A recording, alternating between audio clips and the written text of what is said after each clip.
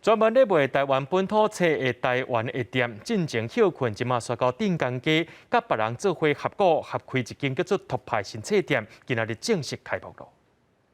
本地徛伫台附近的台湾的店，经历搬迁风波，决定甲岛外有册来合作。经过几个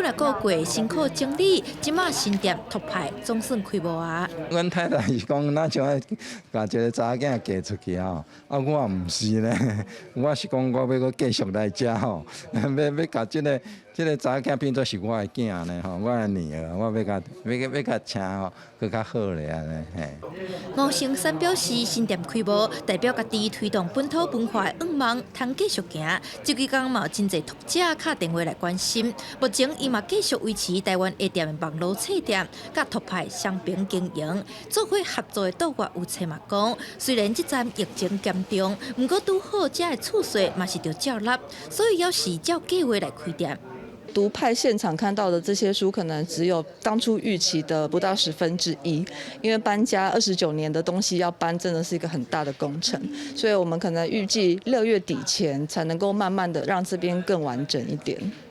吴成森嘛讲，托派除了延续过去卖台湾文化、民主的册甲商品，佮有增加林家比的读册空间。未来嘛会举办讲座、读册会甲 Podcast 线顶的直播，希望利用网络，将读者行入来册店，嘛互册店通伫疫情影响下继续经营。记者陈嘉文、李旭凯台北仓报道。